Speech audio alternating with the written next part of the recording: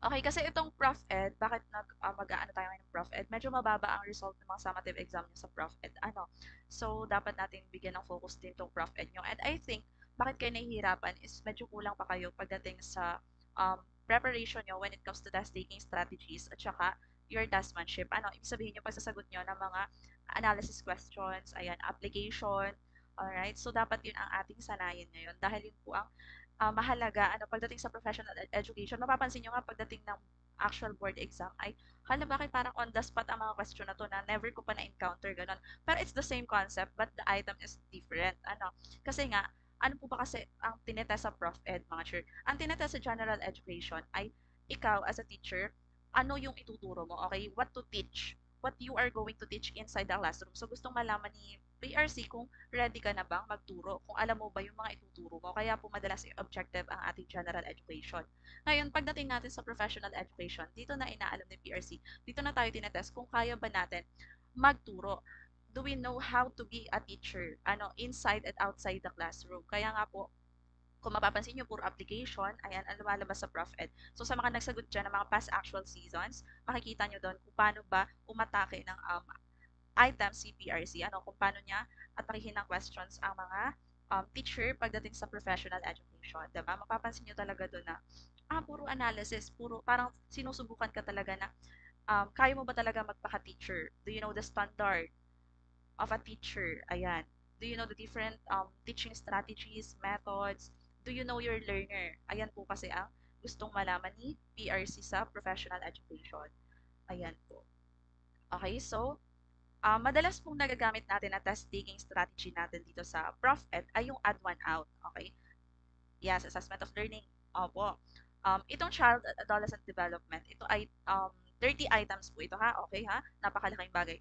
30 items pagdating ng board exam. Okay? And it's 20%. Okay? 20% ito ng sa test items ng Prof Ed. Alright? Ang 45 po ay yung the teacher and the school curriculum. Okay? Yun ang 45 items. Tapos isunod na itong child adolescent na 30 items po ito pagdating ng actual board exam. Makikita nyo yan sa TOS natin. And yung TOS ay in-upload ko sa Telegram group natin mga chur. Okay, doon nyo yan makikita. So, how po kayo mag-join, ma'am? Follow my TikTok profile, chur, then send me a message. Okay? Yun lang po. Para ma-send ko sa inyo yung details. So, what you have to do right now, para matandaan nyo po yung mapapag-aralan natin, kumuha kayo ng papel, notebook, and then ballpen, para po makapag-notes kayo na mahahalagang concepts. And of course, masasagot din po kayo ng items. So, I think we have 32 items dito. So, kung ilan yung salit, lumagpas lang ng dalawa. So, we have 32 items tonight na irarasyo natin. And ituturo ko sa inyo yung mga concepts na talagang lumalabas sa let. Yung madalas na concepts na lumalabas sa let. Sabi ko nga po sa tip ko, um, lalo-lalo na kung ngayon pa lang kayo mag-start ng review nyo, is to study the important and relevant concepts only. Kasi po, kapag nabombard kayo ng mga information na hindi naman ganun kahalaga at hindi masyadong lumalabas sa let, ay ma-overwhelm lang kayo, masyadong magmimekos-mekos sa utak nyo yung mga information na dapat ay hindi nyo naman naisama. Okay? So, yung madalas lang pong inilalabas na concept nila. Katulad dito sa child adolescent. So, we are going to talk about different concepts na favorite ni Let. Alright? Ayan po. So, kung hindi pa kayo nakapag-follow sa aking profile, mag-follow na po kayo. And if you want to avail the past season questions, ayan, new curriculum reviewers, tapos yung mga notes ko dyan at Prof Ed, and then meron din tayo majorship, just follow my TikTok profile, then send me a message po. Okay? Alright, so let's have the first item. Ready na ba kayo mga cheer? Thumbs up nga po sa comment section kung ready na. Naka-ready na ba ang mga papel and ballpen natin dyan para magsagot ng items? Ready na po ba? And then, ano pong madalas gamitin na test taking strategy dito? Yung add one out. Okay, bakit add one out? Kasi mga cheer, diba? Sabi nga, mas madalas mong makikita yung, ayan, about learning disabilities po lumabas na. Okay, pag-aaralan natin yung mga yan, cheer. So, kasi nga, ang gagawin nyo po mga cheer sa pagsasagot ng item. Let's have the item number 1 muna. Alright. Item number 1. Okay? Pakisagot po ako nito mga cheer sa comment section at dyan sa mga notebook nyo, sagutan nyo din para um, mas ma-retain yung item sa inyo. Recorded po itong live natin na to. But I'm having a hard time kasi sa pag-upload ng lives kasi masyado mahahaba. So, ine-edit ko pa siya and masyado tayo naging busy this week kaya hindi ko ma-upload lahat. Yung mga figures of speech. Kaya ang ginawa ko, nilagay ko na muna sa Drive yung PowerPoint presentation natin. Ngayon, what's the first step? kapag tayo nagsasagot ng Prof Ed, okay? Turuan ko kayo. The first step to do, okay, ay hanapin, okay, pagdating mo na sa STEM, ngayon binasa mo ng isang beses, hindi mo masyadong naintindihan, basahin mo twice, okay? Dalawang beses mo basahin ang question sa Prof Ed, lalo na kapag mahaba, kasi baka meron kang ma-leave out na important information at hindi mo nabasa na yun pala yung keyword para sa item na to. Okay? Sabi dito, Dr. Scotto, the school physician, conducted a physical examination in Miss Manuel's class. What concept best describes the quantitative increase observed by Dr. Scotto among learners in terms of height and weight? Okay? So, ang pamimilian, development, growth, learning, and maturation. Ngayon, naintindihan mo na ang hinahanap dito, alin daw yung nagde-describe, alin daw concept ang nagde-describe sa quantitative increase sa height and weight ng learners. Alright, nakuha mo na. Okay, nakuha mo na yung keywords o yung hinahanap na concept ni item. Pagdating mo sa options, mag-eliminate tayo. Okay, mag-eliminate tayo. Alright, so, development is more on, ano to? Progressive series of changes na pwedeng quantitative, pwede rin qualitative. So it's the overall. Now, ang hinahanap dito, ang focus dito is the quantitative increase. Learning, hindi naman po ito yon. Ang hinahanap natin dito, quantitative increase. So, tanggal na natin yung dalawa. Maturation and growth. Ano ba pag sinabi nating maturation? Okay? It's the internal ripening. Okay, mamaya, ano natin yan, elaborate natin yan. Now, alam nyo naman ang sagot dito mga sure. And that is growth po. Okay? Tama kayo. Correct kayo dyan. Alright, correct kayo dyan sa sagot nyo na growth. Bakit ayaw mag-next? Yan. Okay, the answer is letter B. Okay, so tama lahat. Malinaw sa inyo. Ano ba kasi kapag sinabi natin growth, development, learning, at saka maturation? Ayan. Okay, so let's have the part 1, the basic concepts and issues on human development. Yes, correct. Kasi first year pa lang ako ed student. Ayan, pati mga college ay nandito na din. Alright, kasi pag sinabi daw natin growth, it's the quantitative changes in an individual, okay, on height, weight, and size. Ibig sabihin, lahat ng measurable. Okay, lahat ng measurable, that's growth. Papasok siya sa growth. Okay, size ng paa mo, size ng hips mo, okay, size ng, lahat ng size na lumalaki sa'yo. Okay, habang tumatanda ka, that's growth. Okay, height and weight. Yan po ang palatandaan natin ng growth. Pagdating naman natin sa development, the progressive series of change daw. Okay? So, this is sequential pattern. Okay? May pattern po ang development.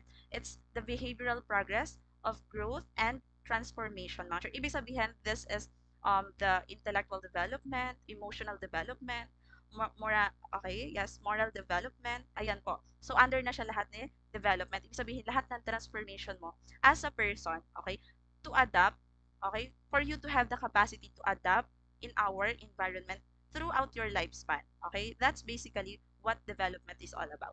Gets nyo yun mga sure? Okay, now, pagdating sa maturation, sinasabi dito, it's the development change due to aging or genetically programmed. Okay, ibig sabihin, ito na yung innate natin, yung ating internal ripening. Halimbawa, ano pinakamagandang example natin sa maturation? That's, that's puberty. Okay? Bakit puberty? Kasi mga sure, ang puberty, kahit ano gawin mo, lalabas at lalabas yan. Right? It's in the genetic, it's parang biologically programmed. Okay? Halimbawa, di ba pagdating mo ng adolescence, pagdating mo ng adolescence, ay lalabas na yung mga secondary sex characteristics natin. Example natin, nagkakaroon na ng muscles ang mga lalaki, di ba? Sa mga babae, tinutubuan na ng dede. Okay? Ayan. And ano pa ba? Nagkakaroon ng bigote, ng balbas. Alright? That's maturation. Kasi internal ripening natin siya. Nagkakaroon na ng maturity ang ating body. Ayan. Yes. Alright. Okay, nagets nyo? Ang keyword lang naman natin lagi sa maturation ay internal ripening. Yan po madalas na tinatanong dyan. Now, the attachment. Attachment po, the emotional bond form. Kanino po ang attachment theory? Tingnan nga kung alam nyo, tandaan nyo pa. Sino po ang propose ng attachment theory? Si John, tingnan nga mga sure kung kailan nyo ang nag-propose ng attachment theory or the emotional bond that we form with our primary caregiver. John Piaget ba? Ang John Locke po ay tabula rasa. Attachment ay si John Bowlby po. Okay, John Bowlby. Okay, attachment theory po natin ay si John Bowlby. Ano na yan mga sure ha? Sige, sulat natin. Okay, cognitive development po si Gian Piaget. Okay, si John Locke po, saan nga si John Locke? Sa tabula rasa. So, naniniwala siya na tayo ay, nung pinanganak ay blank state, walang kalaman-laman. Okay? Pagdating naman sa innate, okay, tayo daw ay may innate knowledge. Yan po ay kay Rene Descartes. Okay, pakinote na yun mga sure ha. Okay, John Bowlby, attachment theory po yan. Okay? Gian Piaget, cognitive development of an individual. Okay, cognitive development theory. Tabula rasa, empty. Okay, blank state. John Locke po yan. Kay John Locke yan. Okay, maliwanag na po ang pagkakaiba ng growth, development, maturation, at attachment. Okay na po? Okay na? Thumbs up mga sure kung gets nyo na to. Okay? Which situation best illustrates the concept of growth? Okay? Which situation best illustrates the concept of growth? A. A kinder pupil gains 2 pounds within 2 months. B. A high school student gets a score of 85 in mental ability test. C. An education student has gained knowledge on approaches and strategies in teaching different subjects. D. An elementary grader has learned to play piano. Tingnan ako ng sagot niyo mga sure. Again po sa mga hindi pa nakakapag-join or nakakapag-avail ng reviewers natin mga sure, right now, this is your sign up po to start your review kung hindi pa kayo nakapag-start and kulang pa po ang review materials nyo.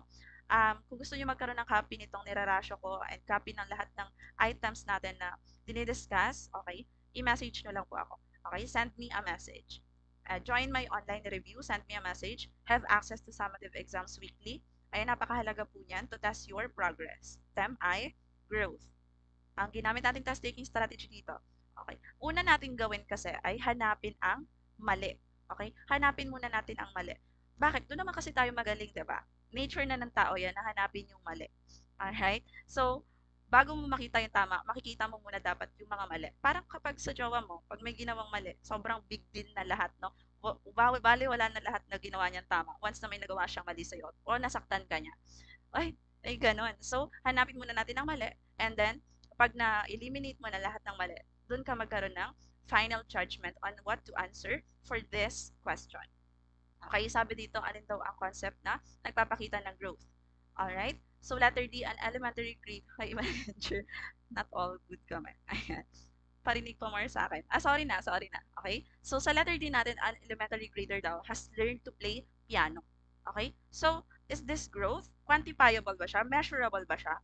Can you measure how the learner learned to play the piano? Of course, this is development. Ano? So, kasama to sa under to ng development. Okay, next, an education student has gained knowledge on approaches and strategies in teaching different subjects. Alright, so development again. Kasi nga, this is about cognitive. Okay, cognitive development. It's not measurable. A high school student gets a score of 85 in mental ability test. Okay, may score. Okay, but ano ang tinest dito? It's the mental ability test. Ibig sabihin niya yung development niya sa kanyang, ano pa din, okay? Cognitive pa din. And that's, okay, and ang natira natin is of course letter A, a kinder pupil gains 2 pounds within 2 months. Okay? So ganun po umatake ng question mga sure. Itira mo yung naiiba. Add one out din po ang tawag natin dyan. Okay? Add one out. Kasi 'di ba among the options, siya lang yung naiiba. Alright? Ayan. Okay. So the answer is here is letter A. Tama kayo mga sure? Tama? Alright. Next. Dito naman.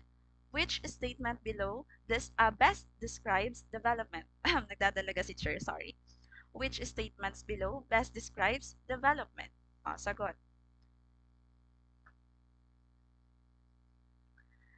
A high school student's height increased by 5'2" to 5'4". B, a high school student's change in weight from 110 pounds to 125 pounds. C, a student had learned to operate the computer. Or D, a student's enlargement of hips. Okay? Tingnan ako na sagot yung mga sure.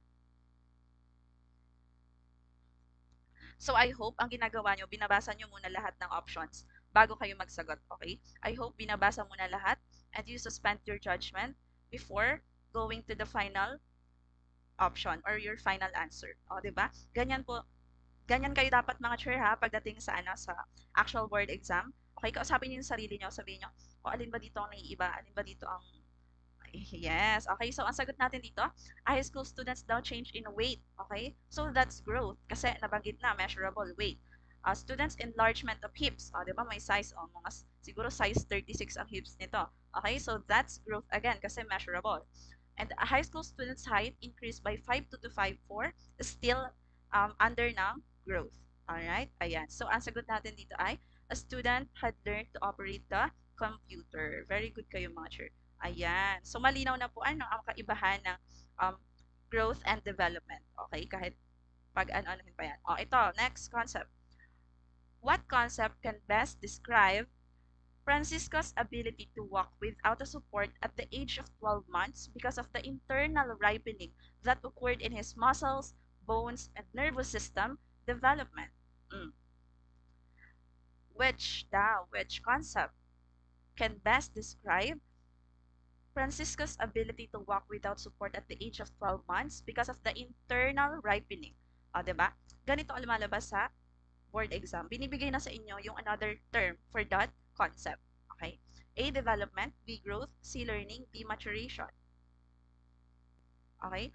Ang keyword po natin dito ay kanina binanggit ko na. Nakikinig po ba? Hala, nagalit. Nakikinig po ba? Sinabi ko na.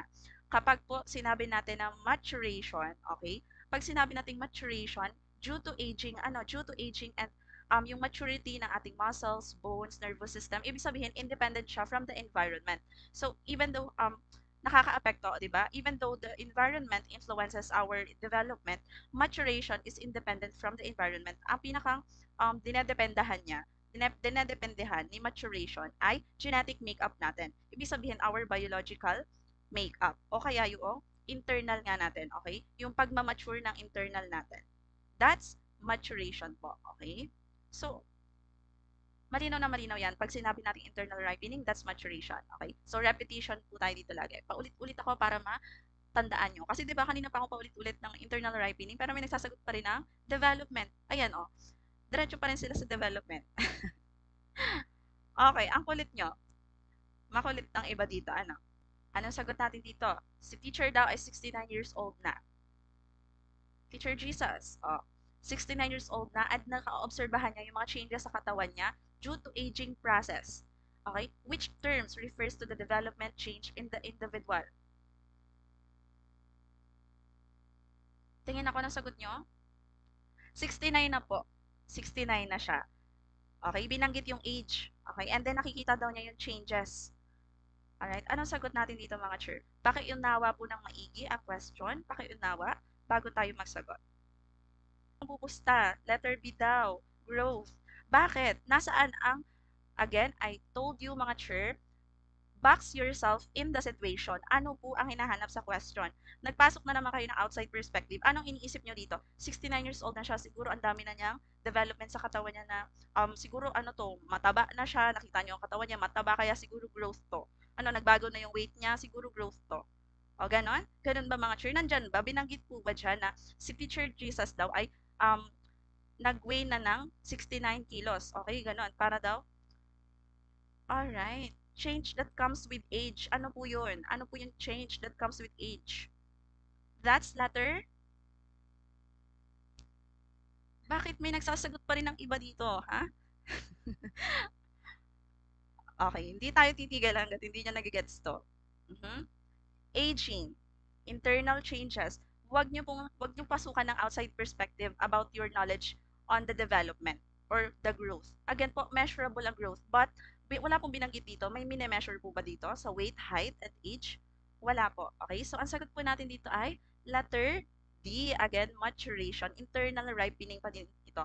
Due to aging pa din. 69 na siya ngayon. Okay? He is learning. Nasaan dito ang learning? Binanggit ba dito yung learning? Gigil nyo ako. Okay. So, nagets po ba yon? Nagets na po ba? Yes, tama po ako. Okay, very good po. Sa mga nakakagets. Okay? And pakibasa na ayos si akig si ma'am. Ano yung akig Sir Ryan? Oo, nagagalit ako kasi nagagalit ako before menstruation. Hindi po, hindi menstruation 'yun. Maturation po 'yun. Okay. Alright. Pag sinabi nga pong internal ripening, pakisagot nga sa comment section, internal ripening. Galit-galit na. Papasa po kayo basta makinig kayo sa sinasabi ko. Alright? Okay. Gets ko na. Very good. Nagets na. The next item. Train up a child in the way he should be, and when he grows up, he will not depart from it. Which principle supports this? Okay. A. Development is determined by his heredity. B. Development is determined by the environment. C. Early development is more critical than the late development. Or D. Early development is less critical than late environment. Tingin ako ng sagot nyo. Let's see. Let's see. Pakiintindi po. Train up a child. Okay? Train up a child. So, meron na ditong guided practice na sinasabi. On what? On a young age. Okay? Pakiintindi po yung concept. Train up a child in the way he should be. Para paglaki niya, he will never depart from it. He will never depart from it. Ibig sabihin, naka-instill na yung values, lahat ng characters, yung values niya, yung ina-uphold niyang ethics, nandiyan na principle sa buhay. He will never depart from it kasi turo na sa kanya nung bata pa siya. Yun po ang pagkakaintindi natin yan. Now, let's eliminate. Development is determined by his heredity. That's true. However, it's not being asked in the item. Okay? It's not being asked in the item. Development is determined by his heredity, so that's wrong. Eliminate na natin siya. Letter D. Early development is less critical than late development. Is this true? Tama ba to? Tama ba? Of course not. This is false. Kasi po, napakahalaga ng early development kesa sa late development dahil dun po nagkakaroon ng rapid changes and dun po nagkakaroon ng mabilis na when you are a child, dun po tayo nag-i-instill ng mga values and learning sa bata. Okay? So, mas mahalaga po ang early development. Mas mabilis po doon nakaka-absorb ang bata ng mga learnings. Okay? Ayan. Letter B, are you sure, mga sure? Now, we are left with development is determined by the environment, and early development is more critical than the late development. Bibigyan ko kayo ng chance magbago ng sagot. Okay? Patingin ako ng sagot nyo. The final answer. Pakiunawa. Ang hinahanap sa context, ang isagot nyo. Okay? Ano ang hinahanap sa item? Hinahanap ba ni item yung influensya ng environment dito alone? Okay? Yun lang ba ang hinahanap sa context? Tingin ako. Guess nyo na bakit letter C ang sagot? Okay, letter C ang sagot natin dito. Bakit early development is more critical than the late development? Okay, nagets nyo na? Bakit biglang lumipat kayo sa C? Yes po, yes, okay. Hindi ko pa na-explain pero nagets nyo na, right? Kasi po ang hinahanap natin dito is the timing. Is the timing of the process. Alright? It's the timing here. When we say development is determined by the environment, that's very true. Okay, however, even in the adulthood, pwede tayo magkaroon ng development. Like, hanggang throughout our lifespan, pwede magkaroon ng development. For example, adik ka, nilagay ka sa rehab. Ngayon, yung environment mo, nung nilagay ka sa loob ng rehab, ang environment mo na is mga healthy people. Tinuturuan ka na iwasan yung bisyo mo. Okay, that's development. Okay? Kasi nade-develop na yung iyong yes po, yes. Early development. At ang tinutukoy natin dito is the sequence or the timing of the process of the development, which is ititrain ka na habang bata ka pa para paglaki mo, yun na ang iyong i-uphold, yun na ang iyong susundin. Kung ano yung characters na natutunan mo ng bata ka, yung values na natutunan mo ng bata ka. Nagets niyo yun, mga sure? Okay? Basta na lang po kayo nagsagot, diba? Development is determined by the environment. Tama. Ito na ang sagot dito. But, anong hinahanap ni item? Nagets niyo po ako bakit hindi letter B to? Okay. Ano ang hinahanap ni item? Huwag po kayo maglagay ng outside perspective. Okay. Yes po. Yes. Of course, tama talaga ang letter B. Development is determined by the environment. However, ang hinahanap po sa item ay early development po. Okay? Next. Let's have the next one. Okay? Now, a newborn infant moves his whole body at one time instead of moving a part of it. Which of the following principles is illustrated by his behavior? A. Development proceeds from specific to general. B. Development proceeds from general to specific. C. Development follows an orderly pattern. Or D. Development follows a general pattern. Okay, tingin nakasagot yung mga sure. Let's see. Okay, what's the hint here, mga sure? Lahat po ito. Ayan. Yes. No, hindi pala. Alin ang una nating eliminate dito? Letter A.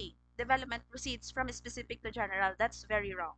Okay? Kasi po, si development always start from the general to specific. Okay? Ganun po ang nangyayari. So, tanggalan natin si letter A. Now, Letter C, development follows an orderly pattern. Okay, this is talking about a more broad. Development follows a general pattern. Okay, we have a sequential pattern or predictable pattern. Alright, so saan ba, based on experience nyo na lang tingnan, saan ba unang nagkakaroon ng movement si infant? Sa daliri ba muna? Okay, tingin ako, tingin ako.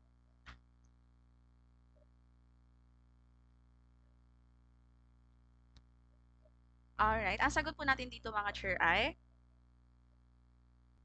letter B po, letter B. B. General to specific. Bakit? Bakit po general to specific? We have the development pattern, di ba? Ayan na. Development is relatively orderly. Bakit po? Ayan. Proximodistal, ang tinatanong kasi dito is the movement of the body at one time and then instead of moving a part of it, ibig sabihin mula sa general part of the body papunta sa specific, okay? Sa specific parts. O tinatawag natin na, ayan, tinatawag natin na gross motor skills. Ano bang una natin na-develop? Is it gross motor skill or fine motor skills? Ano ba pag sinabi natin gross motor skills?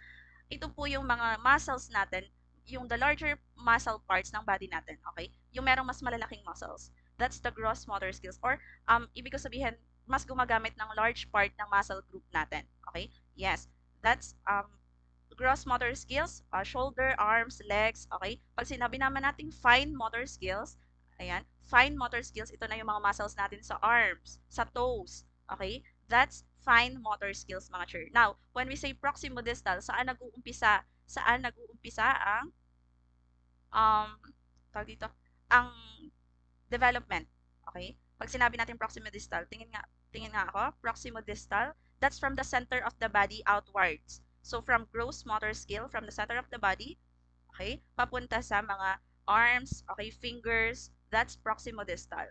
Alright? Kaya nga yung mga baby, kung mapapansin nyo, ang ginagamit nila kapag nag-hold nung mga bata pa sila is yung braso, ayan, tapos hindi pa kasi fully develop yung kanilang mga muscles and bones sa mga arms, okay? Now, cephalocaudal, from head, papunta sa pababa, okay? Patungo sa paa, okay? From head to toe. Yes, okay? So, maliwanag po yun. Proximodistal, from the center of the body, outwards. Okay?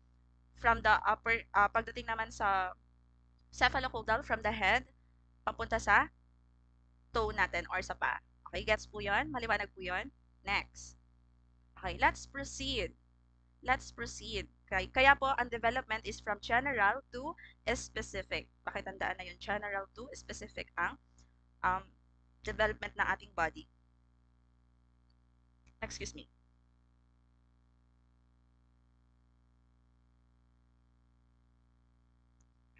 Okay. Itong kay Havighurst Developmental Task Theory,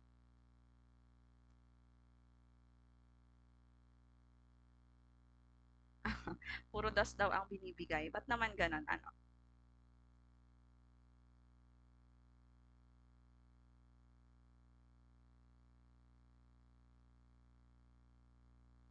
Okay, wait lang. Okay, may mga nagme-message sa akin. Again po sa mga gusto pa mag-avail ng ating tawag dito, reviewers, pwede pa po mga chair, message nyo lang po ako. Ano, paki-message lang po ako. Alright. So, yung Havighurst Developmental Task Theory po, mga chair, ito na po yung, alam nyo na ba yung difference ng early childhood, middle childhood, okay, adolescence, early adulthood, until the late maturity, okay? Alam nyo na ba kapag sinabi na once na sinabi yung developmental task or yung milestone sa age na to, papasok siya saan? Nagets nyo na po ba yun? Okay, para madali natin tandaan, let's have this. Okay?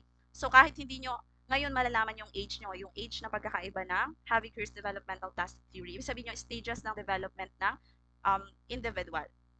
Alright? No po, this is Havighurst Developmental Task Theory. Pakitandaan. Iba pa to sa psychosocial. Okay? Iba pa. Havighurst po ito kay, oh yes po, 150 pesos. Now, early childhood daw natin, pakitandaan to, early childhood natin ay from infant to preschool life. Now, ilang taon yon?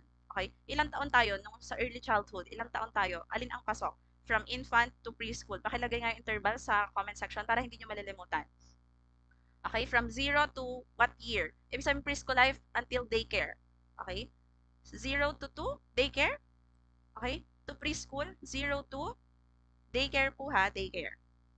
0 to 5. Okay? That's 0 to 5. Alright? O, ibig sabihin, early childhood, lahat ng milestone ni infant mula pagkapanganak hanggang 5 years old ay pasok po sa early childhood. Okay? Pakitandaan. Marirelate nyo yan kung may mga anak kayo, may pamangkin kayo, kayo nung bata kayo, that's early childhood from 0 to 5 years old. Alright? Next. Next, middle childhood. Okay? This is professional education po. Middle childhood from buong elementary life nyo. So, ilang taon? Ilang taon po? Ilang taon? Buong? Okay. Actually, 0 to 5 ngayon, di ba? 5 years old ay daycare ka. Magki-kinder ka ay 6, magki-grade 1 ka ay 7. Okay? So, yun po ang gawin nating palatandaan dito.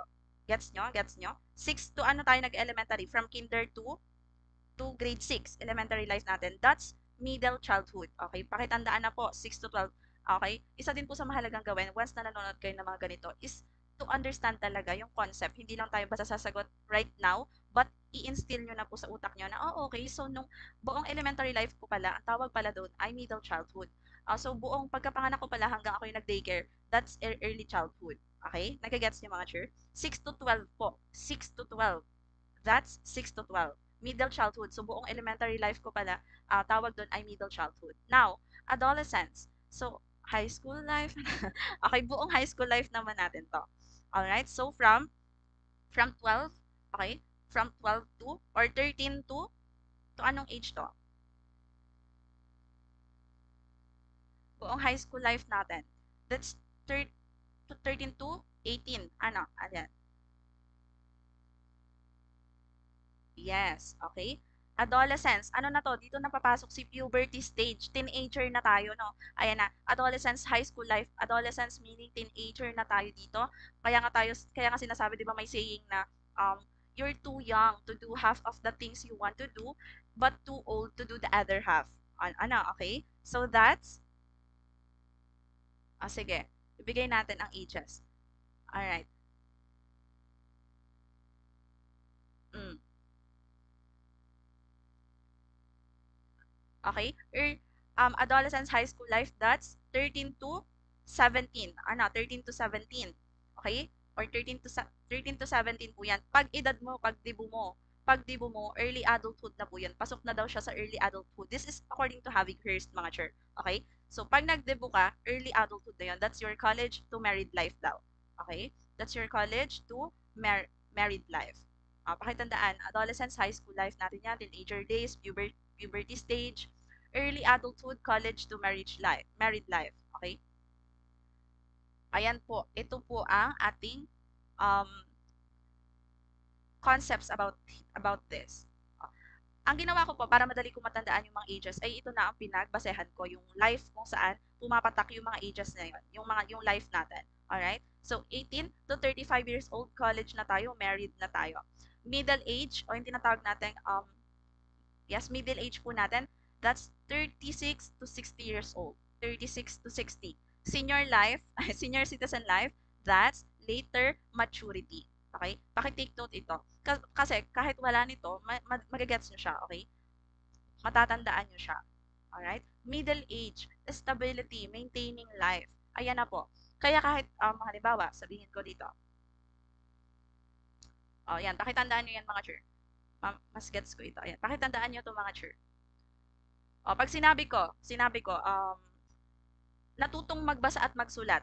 Saan? Papasok na stage. Sige nga, pakilagay sa comment section. Pag tinanong sa item, natutong magbasa at magsulat si learner. Anong stage po yon? Sagot po sa comment section. Sagot kayo.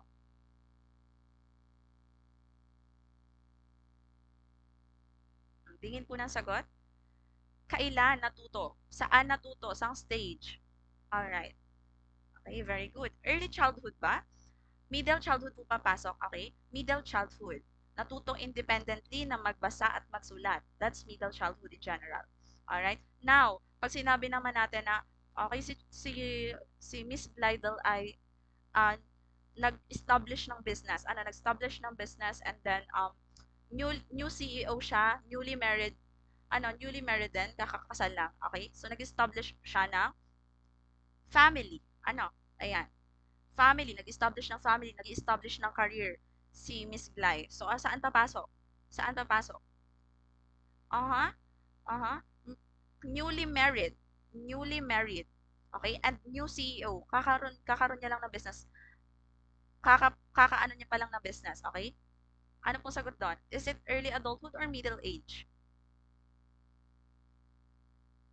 Okay. Alright. Newly married.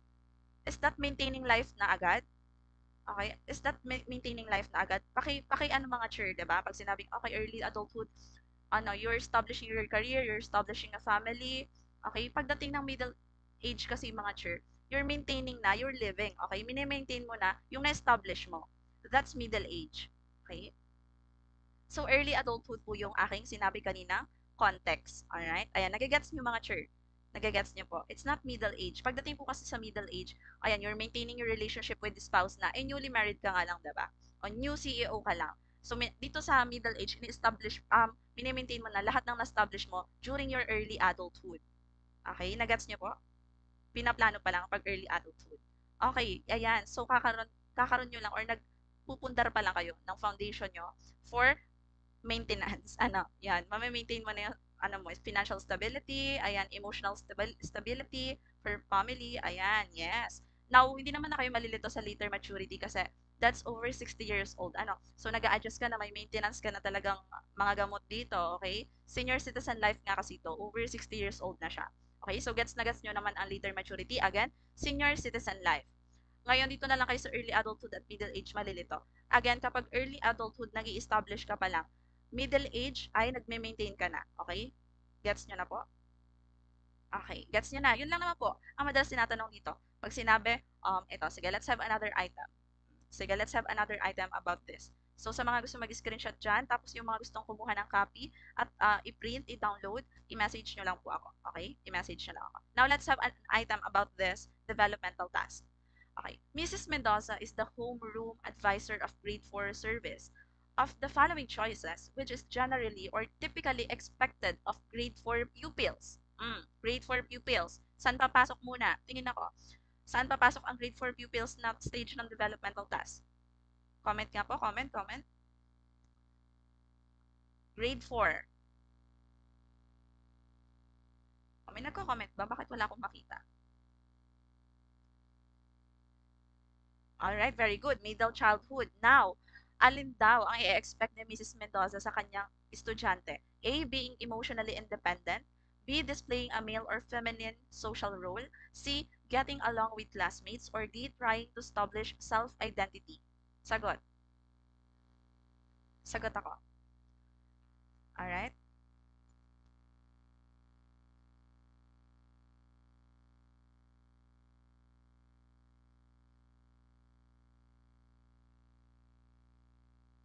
May nagsasagot ng letter D. Bakit trying to establish self-identity? Sa, kapag po ba tayo elementary, middle childhood, elementary life, ayan, middle childhood, elementary life po yan. Kapag ba tayo elementary, tayo nag-establish na agad ng self-identity natin, our role, okay? As an individual, may mga ganun-ganun na ba tayo naiisip during elementary? Okay? Tingin daw ako. Okay. Mga chair, pwede nyo ring ipasok dito yung add one out na strategy. Okay? Letter A, being emotionally independent. This is part of adolescence. Okay? Adolescence yan. Letter B, displaying a male or feminine social role. Ano po yan? Saan papasok yan dito? Okay? That's still adolescence. Okay? Adolescence. Ngayon, si trying to establish self-identity is still adolescence. Alin lang dyan ang naiba? Yung medyo malayo. Hindi pa siya ganun ka lalim. Okay? Hindi pa ganun kalalim. For a grade 4 pupil po, ang hanapin nyo. Okay? Do not just answer based on your outside perspective na, ay, nung ako'y grade 4, eh, ako'y nag-establish na ng self-identity ko. No, you have to base your answer kung anong hinahanap ni item. Okay? So, that's getting along with classmates. Kasi all of the options, except letter C, ay under adolescence. Okay? Under adolescence. Si makikisalamuha pa lang ang bata. Okay? Kasi dito pa lang po nagle-learn si bata ng values, to interact with others. Okay? Ayan po, kaya siya getting along with classmates. 'Di ba? Nung grade 4 tayo, mahilig tayo makipag-friends. Meron pa tayong mga group of friends, may circle tayo na, ay, hindi namin kabati yung kabilang grupo. Ay, ano namin to, 'di ba may gano'n tayo ng grade 4? So, that's getting along with classmates. Okay, that's letter C. Nagets niyo po yan? Now, let's have a drill. Okay, pagdating kay Havikhurst developmental task. Okay, pag sinabi nating later maturity, anong life? Okay, pakilagay nga dyan yung mga sinabi ko kaninang life. Pag later maturity, anong life yon? Okay, is that married life, elementary life, high school life? Okay, ano po, paki-comment nga ako para matingnan natin kung na-gets nyo ba yung tinuro ko kanina. Kasi kailangan baon-baon nyo na yan pagdating ng March. Alright? Ano po pag later maturity? Senior citizen life. Very good. Now, pag sinabi natin high school life, high school life, high school life. Okay, later maturity po, married ba yun? Okay, senior. Ayan, senior. Okay, senior na. Okay, pag sinabi naman po natin na high school life po, high school life. Sagot. Alright, adolescence. Now, pag sinabi natin from college to married life, college to married life, doon ka na nag-iisip ng mga anong tatahakin mong daan, anong i-establish mong career sa sarili mo, magpapakasal ka na ba, yung mga ganon. Okay? Ano po yon? College to married life. Early adult. Very good. Okay, nagigets nyo. Very good. Now, when we say, okay, yes po, natututo pa lang lumakad, natututo pa lang magbasa, ay humawak ng ballpen. Ayan. Natututo pa lang humawak ng ballpen daw. Okay? Natututo pa lang lumakad. Ano yun? That's, okay, I'm encouraging yung mga chair na magsagot sa ating comment section. Ano? Kasi once na nagsasagot kayo, sinasagot nyo yung tanong ko, mas madaling itatak sa isip kung ano po yung different developmental task. Okay, very good. Gets nyo na po mga chair, kahit bali-balintungin natin. Let's have another question. Since kita ko naman gets nyo na. Which statement should be omitted when we talk about adolescence? Okay? Which statement should be omitted when we talk about adolescence? A, it begins with the onset of puberty. B, it is a time where the young person is no longer a child but not yet an adult. C, it ends when puberty is complete. Or D, it is a time of preoccupation with one own. Galing na ko lang na gets. Diba, Chair Ace? So, kung effective sa akin, mas effective din yan sa inyo, Pihado, kasi hindi na ako nalilito. Pag sinabi kong early childhood, syempre, ano yan, from infant to daycare. Middle childhood, elementary life ko yan. Adolescence, high school life yan. College life to married life, hanggang mag-asawa ko, that's early adulthood. Okay? Ngayon, ako'y mag-establish na magme-maintain na ako ng living ko, yung mga naging business ko, yung asawa ko, gusto ko, hanggang panghabang buhay na siya sa akin, that's middle age na po. Kasi gusto mo, lifetime na kayo. Yan. Okay, mini-maintain mo na yung na-establish mo. That's middle age. Now, senior citizen ka na, dami mo nang iniinom na maintenance, o kaya naman nag-grieve ka sa pagkawala ng yung partner, that's later maturity na po. Okay? So, I hope na gets nyo yung Havikhurst theory natin.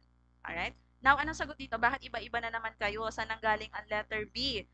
Which statement should be omitted? Okay? Omitted when we talk about adolescence. Yes, for retirement na po senior citizen life. Alright. Let's rationalize this. Mag-remove tayo ng maling sagot. Ano po ba pag sinabi nating omitted? Okay, mga chair? Nalilito kayo kasi. Kapag sinabi nating omitted, mga chair, again, sabi ko nga po, pakiintindi ang item. Omitted means hindi po kasama when we talk about adolescence. Omitted, tanggal, hindi belong. Okay? Tanggalin mo which statement ang kailangang tanggalin kapag pinag-usapan natin ang word na adolescence. Now, hindi mo alam ang meaning ng word na omitted, go to the options, okay? Pumunta ka sa options. Ano ba kasi itong sinasabi nitong omitted? Hindi ako masyado magaling sa English. Hindi ko alam ang omitted. Nakita mo ngayon, it begins with the onset of puberty. Okay? It ends with when puberty is complete. All about puberty, all about adolescence. Kasi once binanggit si puberty, that's adolescence na agad.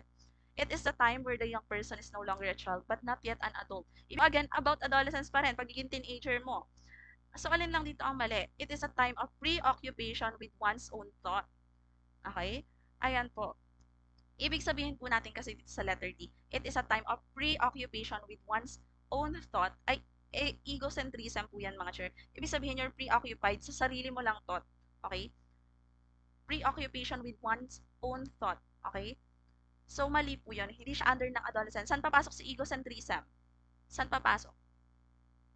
So, lagi ka lang occupied sa sarili mong thoughts. So, hindi ka tumatanggap ng perspective ng iba. Okay? And that's from early childhood po. Okay? Early childhood po si letter D. So, all of these are under adolescence po. Okay? Under adolescence. So, see, it is a time of preoccupation with one's own thought po ay egocentrism po yan. Alright? Ayan. So, under siya ng early childhood. Nagets nyo mga chair, pag sinabi po natin omitted, that's erase. Okay? Tanggalin. Hindi siya belong dito. So, kapag na-encounter nyo tong item na to, that's wrong. Okay? That's wrong. Yung omitted ay erase po. Ibig sabihin yung mali, tanggalin nyo. Ang sagot, letter D. Ayan. Gets nyo po? Gets nyo po? Humina daw ang boses ko. The next item pala, ibang concept na to. Mr. Francisco was very much worried about the thumb sucking of his son.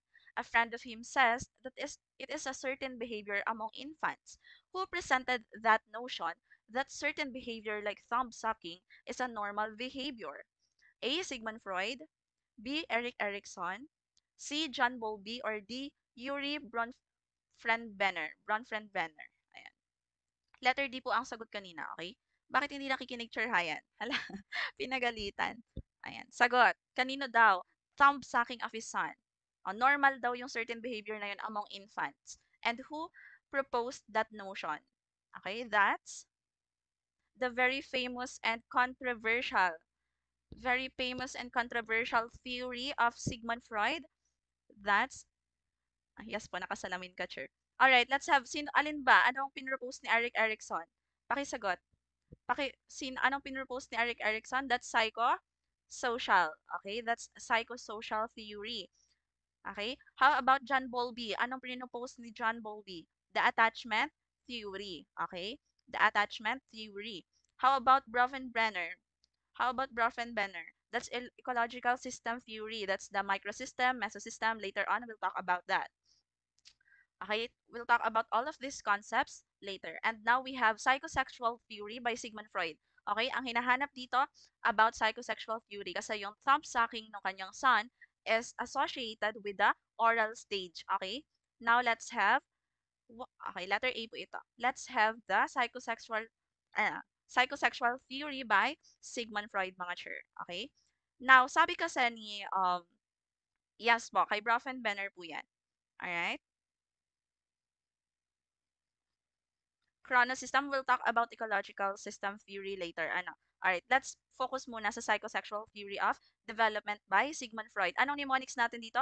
OA palagi. OA palagi. Okay, pakitandaan na yon. OA palagi. Kasi daw, pinapakita dito ni Sigmund Freud na yung personality daw natin na develop through different stages daw. And ito yung stages na to ay yung mga sexual energy or libido natin. Okay? Na nakalagay sa different parts of our body. Okay? Ayan po ang ibig sabihin dyan ni Sigmund Freud na yung personality daw natin is naka-base doon sa ating experience during our childhood. Alright? Ayan. Yes, OA, palagi. Mukha yung naaalala ko pa sa pangalan. Nino, mukha ni Nurture. Alright, now, sinasabi niya dito na meron daw tayong different conflicts na dadaanan bawat stages. And dapat natin daw yung ma-accomplish or malagpasan para tayo maging buong individual, maging well-adjusted being. Wala tayong mga, alam mo yon, personality behavior na masama. Ganun po. Okay, that's OA, phalage. OA, phalage, pakitandaan, oral, anal, phallic, latency, and genitals. Now, let's talk about oral stage. Ano ba pag sinabi nating oral stage? Ano ang focus o yung erogenous zone? Okay, ibig sabihin yung may pleasure sa body natin. Sa mga infants po, sa infants ay sa mouth po. Oral meaning mouth. Okay? So, lahat ng may pleasurable sa kanya ay sa mouth na pupunta yung Okay? Nagsumusubo, nagngangat-ngat, okay? Nagkakagat-kagat, and sa pagpapadede ng nanay. Okay? That's mouth. Okay? That's mouth. Ngayon ko lang narinig. OA, phalage. Okay? Pakitandaan na po yan. Oral, anal, phallic, latency, genitals. Kahit ikaw ay paikot-ikutin, alam mo na yan. Okay? So, oral stage natin, 0 to 1 years old. 1.5 actually. Ang focus niya, sucking, chewing, biting, at yung pagdede sa nanay. Ngayon, yung major development dito, dapat mabutaw mo siya ng tamang time sa pagdede. So, dapat ay ano ibig sabihin pagbutaw? Weaning off breastfeeding. Ibig sabihin, itigil mo na siya sa pagdede sa'yo, okey? Kasi once na nagkaroon siya ng fixation, ayan, ang conflict dito, kapag hindi mo na-meet yung kanyang, itong stage na 'to na, tamang naibutaw mo siya sa pagdede sa'yo and then hindi tinanggal mo yung kanyang mga sucking, biting, behavior, okay. So, magiging okay 'pag makakapunta siya sa next stage. But kapag hindi mo naayos or na-accomplish yung task na dapat mong gawin dito sa oral, 'pag di mo natanggal yung conflict niya ng sucking, chewing, biting, pagdating ng araw, puwede siyang magkaroon ng fixation about oral pleasure. Ibig sabihin hahanap-hanapin niya yung pleasure ay naging nasa bibig niya. Ibig sabihin mag-i-smoke siya, smoker, ayan mahilig kumain kasi nga ang pleasure niya ay nandun na sa kanyang bibig. At saka kung mapapansin niyo mga church pagdating sa sexual desire, kapag itong mga oral, pleasure ang kanilang gusto, ay mas gusto lang nila yung kisses and oral, yun, gano'n po. Meron din tayong tinatawag na, oral retentive. Okay. Ayun nga, ibig sabihin po hanggang paglaki niya, nagsusupsup siya ng hinlalaki. Okay? And that's not right, that's not appropriate if you're an adult na. Hanggang paglaki niya, nangangagat siya. Okay? So, that's fixation na tinatawag. Ibig sabihin, hindi na nawala yung kanyang behavior na yon mula nung siya'y infant. Okay? Hanggang paglaki niya, ang hilig niya pa rin kumain. Ayan. Let's proceed to the anal stage. Okay? Ano naman daw ang erogenous zone or yung pleasure? Saan naman daw napupunta yung pleasure ng bata? Okay, saan naman daw napupunta? That's on the anus, okay, or sa puwet. Okay, ayan Tagalogin na natin. Sa puwet naman daw ang focus ng libido. And now, ang gusto na ng major development dito ay sa toilet training. Ibig sabihin yung bowel movement, yung pag-ihi at pagpupo. Okay, ayan kaklase ko dati nasanay nung bata. Kaya nung medyo malaki, lapis ang nanginangat-ngat. O 'di ba? That's oral fixation ang tawag natin diyan. Okay, that's under oral stage. Ngayon dito sa um sa anal stage natin, kailangan, um, ma-accomplish niya yung tama, okay, balance na toilet training. Ibig sabihin, kung naiihi ka na, that's the time where you are going to pee. Okay, kapag napupupo ka na, and then that's the time you're going to, um, release that ano, 'di ba, your bowel movement, okay. Now, kapag daw nagkaroon ng conflict dito na kapagka yung parent mo ay, masyadong strict sa'yo na halimbawa ay, "Oh, 'wag kang iihi dito kahit anong mangyari, kahit iihi ka na, 'wag kang iihi dito, kailangan hintayin mo makapunta tayo sa CR." You're too strict, okay, gano'n. Sobrang strikto mo sa kanya pagdating sa toilet training. Magkakaroon siya ng tinatawag natin na anal retentive. Ibig sabihin, mare-retain sa kanya at ano magiging effect nun paglaki? Sobrang organized or, sobra siyang, ano tawag dun, controlling, okay. Yun po ang magiging behavior or personality ng tao kapag siya ay sobrang strikto ang kanyang parents sa toilet training. Now, meron din tayong tinatawag na anal, ayan, anal expulsive rather, ano, so parang ikaw naman ay magiging messy or disorganized. Ibig sabihin nung bata ka, ang ginagawa ni nanay mo ay, "Okay lang, sige magpupo ka na diyan kahit saan diyan, kung saan abutan." Okay. So, paglaki mo magiging messy ka daw or disorganized, ano, sobrang kalat mo sa bahay, okay. Tapos ang isa pa daw niya na na puwedeng mangyari is bigay ka daw na mahilig ka daw mag-share sa iba, okay. Bigay ka lang ng bigay, go. O gano'n daw po ang anal expulsive personality, okay. 'Pag sinabi nating, anal retentive, that's organized masyado, meron ng sobrang malinis, compulsive ano, disorder, ayan. So yun po, kaya talaga malaki yung bagay sa training, okay. This is according to Sigmund Freud mga chair ha, okay, that's according to Sigmund. OCD, COD tuloy, sorry na, COD, cash on delivery yarn. Sa dami na dumadating ko laging ano, um, parcels, okay. Next, okay, kapag nalagpasan yon yung anal stage at na toilet training ka ng maayos, okay yon, move ka to the next stage. Ako na ano, we have the next one is the phallic stage, all right. The phallic stage focuses on the genitals, okay. It ang focus nito coping with incestuous sexual feelings, okay. Nandito na papasok ngayon si Oedipus complex and si Electra complex. Now, kapag sinabi nating Oedipus complex, ito daw yung desire, nagkakaroon ng desire si lalaki, yung anak mong lalaki kay mama mo. Okay? And then, nagsiselos siya sa tatay. Okay? Nagsiselos kay tatay. Ano po to? That's Oedipus complex. Ngayon, pag si girl child naman ay nagsiselos kay tatay at gusto niya sa kanya lang si tatay niya, nagsiselos siya kay nanay, that's That's Electra complex. Okay? Ang tatandaan lang natin kapag ang tinatanong about kay boy, Oedipus complex yan. Okay? Kapag naman babae, Electra complex yan. Yun po kasi, ang sabi kasi dito sa phallic stage, ang mga bata daw is curious na sa kanila ding genitals. Ano, ibig sabihin, penis and vagina. Okay? Now, nagkakaroon sila ng sexual desire, sa kanila daw magulang. So, very incest yung um, theory dito ni Sigmund Freud. Marami dito ang nag-aan sa kanya. Ang tawag dito? Oo, may opposition sa kanyang theory. Okay? Pag boy to mother, that's Oedipus. Kapag daughter to father, that's Electra. Okay? Gets nyo po? Para madaling tandaan, para kasi ang pangalan ng Oedipus ay panglalaki, di ba? So, ang pangalan ng anak kong lalaki, Oedipus. Ang pangalan ng anak kong babae, Electra. Okay? Gets nyo na po? Okay, gets nyo na mga chur? Malinaw yan sa inyo? All right. Now, we have the number 4. That's latency. Ano ba pag sinabi natin latent? Nakatago. Okay? Nakatago. Ibig sabihin, pagdating daw dito sa puberty stage or sa latency stage, yung sexual desire ng learner or ng child ay nakatago. Okay? So, ito na yung school age. Okay? 6 years old to puberty. Ibig sabihin, elementary tayo hanggang high school na dito. Okay?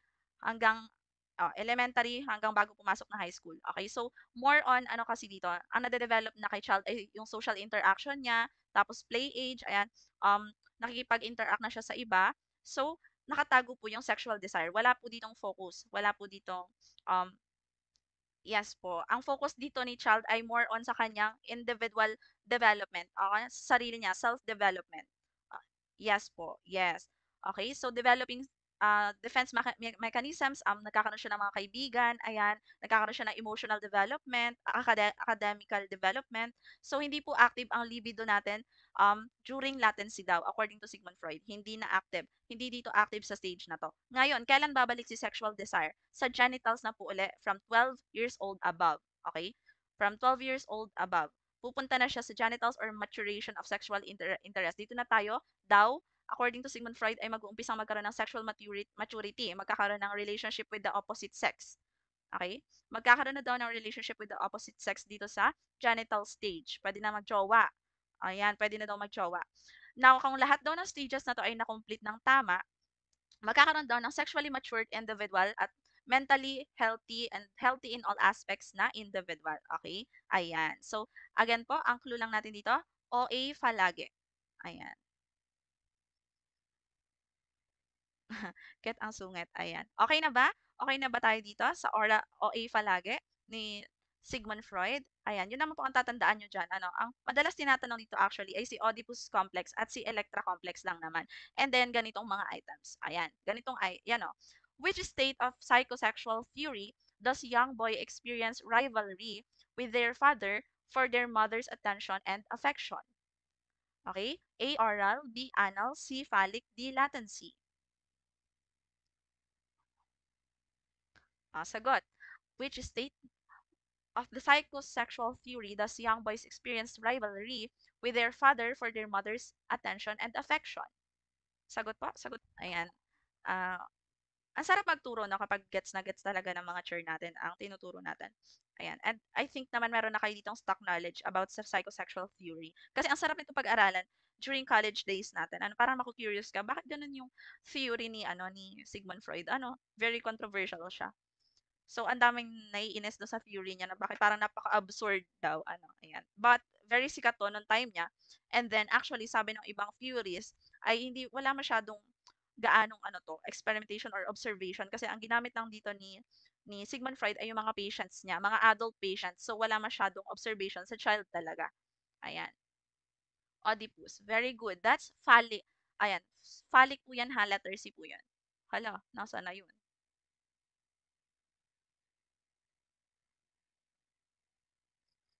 Okay, this is phallic po. Kasi under phallic ay Oedipus complex and Electra complex.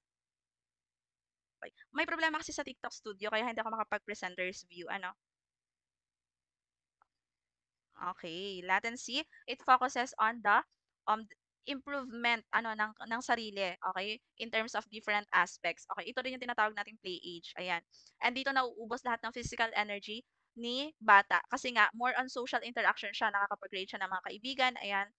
So, peer group na, anong di talaga yan? Ayan, yes po, latency po, okay? School age, play age, ayan, ito na yon. Nakafocus siya sa kanyang sarili, okay? Sa improvement ng kanyang sarili. Alright, next. Nakita na kanina. Ay, sorry na nakita na ang answer. Okay, that's germinal, embryo, and fetus. Ano, yan po ang correct sequence ng prenatal stages. Ano, GEF. Okay, gliadal erlano. Ano yung Freety? Chergli erlano Freety. Ano? Okay, that's germinal, embryo, and fetus. It's prenatal po ang pinag-uusapan natin dito ha, the prenatal stage of development. So, germinal, ibig sabihin nito kasi is the conception or yung implantation na or formation ng ating placenta. Okay? Yung germinal po, germinal stage po ang tawag doon. Okay? First 2 weeks po ito ng conception, dito na nafo-form si placenta. Okay? Pagdating ng embryo, ito na yung 2 weeks to 2 months naman. So, dito na nagfo-form yung mga vital organs ni bata. Alright? Ayan. And the fetal stage ay from 2 months until birth. Okay? So, doon na nagka-continue yung laki ng body. Ayan. Pag-develop ng mga organs hanggang sa siya ay ipanganak na. Okay? So, germinal, embryo, and fetus. Now, tingin ko ang sinasabi niyo po diyan ay si embryo formation. Okay? Ang embryo formation po ay iba kay prenatal. Okay? Okay, prenatal stage po natin dito is germinal, embryo, and fetus. Alright? Ito na po yung stage kasi ng conception. Okay? Ito na yung stage ng conception. Pero ano ba nangyayari sa conception process? Okay? Or ano bang nangyayari? Paano ba na-form si bata? Nagets nyo ba mga sir? Ito na. Ang mnemonics natin, GAFE size. Okay, pakitandaan, GAFE size. GAFE size.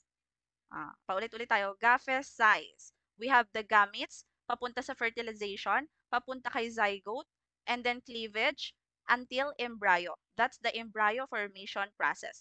GAFE size. Okay? Now, ano pa pag sinabi kasi natin gametes? Okay? Nag-uumpisa daw tayo. Nag-uumpisa ang tao mula sa gametes. Ibig sabihin, from the sperm cell to ovum. Okay? Sperm cell at si ovum, ibig sabihin si sperm cell ni tatay and then si egg cell ni nanay, that's what we call gametes. Gets nyo mga chur? Pag tinanong alin daw ang gametes, that's the sperm cell and the egg cell. May kamay na dito, hahawak-hawak ko. Ito si sperm cell at ito si egg cell. Now, kailan mangyayari ang fertilization? Once na nag-fuse na po si sperm at si egg cell. Okay? Nag-fuse si sperm cell at si egg cell. Ibig sabihin, nag-fuse ang gametes natin. Ayan. That's now what we call fertilization process dahil nag-combine na silang dalawa at kapag nag-combine yung dalawang yan ay magfo-form na si zygote.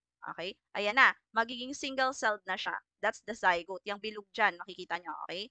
At yung dalawang nasa loob ng bilog na yan, ay that's the sperm and the egg cell na magkukontinue mag-combine. Okay? Ngayon, papasok naman daw siya sa cleavage process. Okay? Ano yung cleavage process? Mula sa single celled, isang buo lang si zygote, ayan. Mula sa single celled siya, yung laman niya sa loob, ay magmumultiply yan, magde-divide into multi-celled na po. Okay? Pagkatapos nun, magiging embryo na siya. Okay? Magiging embryo na siya.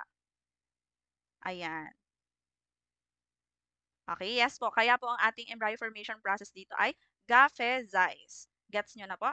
Yes, si cleavage po, ayan, nagiging multi-celled na siya from zygote, magpa-process ng cleavage, tapos magiging embryo na. Okay? That's until itong embryo na to ay maging fetus and, ayan na, tayo na, ito na, ang lumabas. Perfect. Ito na ang lumabas from this formation process. Perfect. Ayan. Okay, nagets nyo po? Ilan nga daw ang laman? Ilan ang laman ng chromosomes ng tao? Ayan. Ilan ang bilang? I mean, how many chromosomes? Okay, how many chromosomes? Is it 32, 23, or 46 in total? Tingin ako, sagot nga. How many chromosomes in total?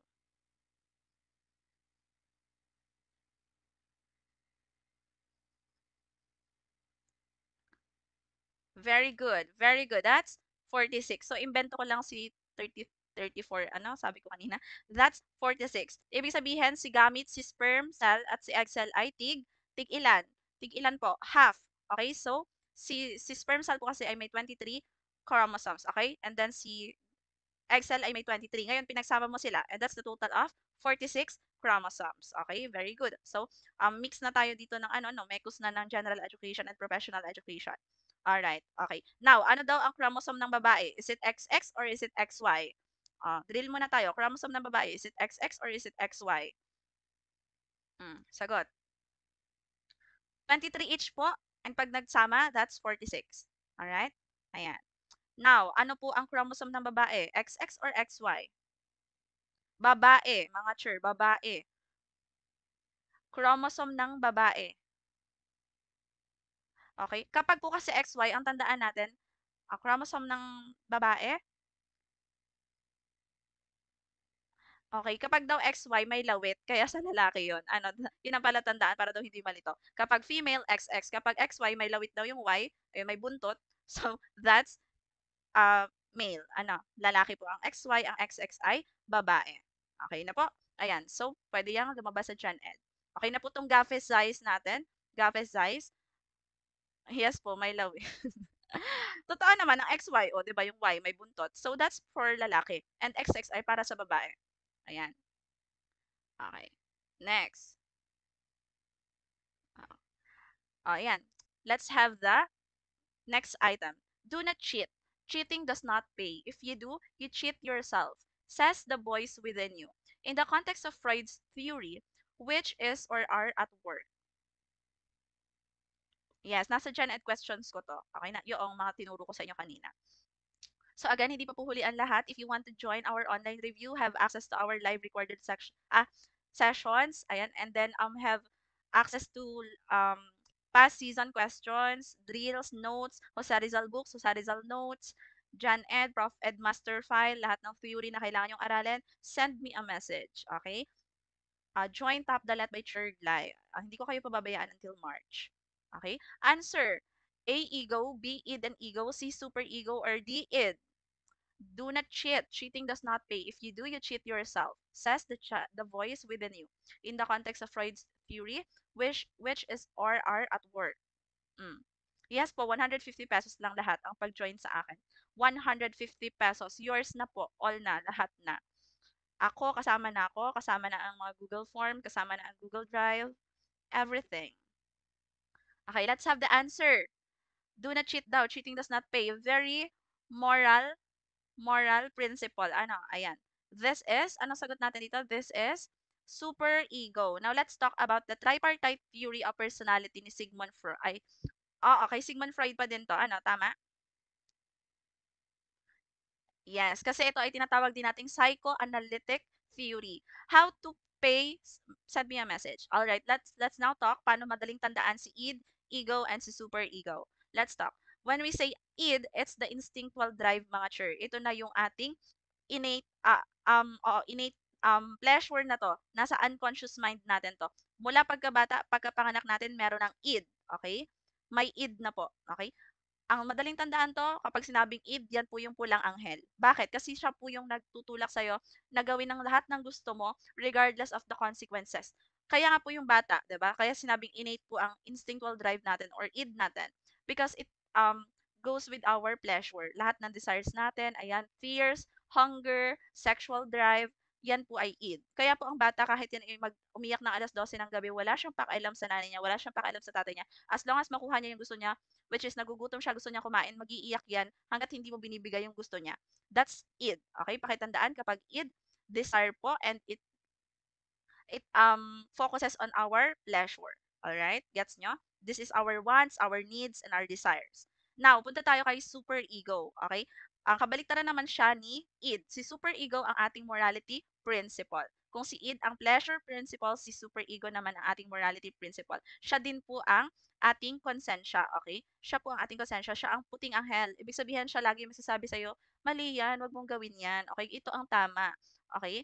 Now, sino si ego? That's our reality principle. Okay? Si ego na po ang reality principle natin. Ibig sabihin, siya na yung mediator. Siya yung referee ng id's demands at ng tinuturo ni super ego. Okay? Siya na po ang magde-decide kung ano ang gagawin. It's our conscious mind na. Alright?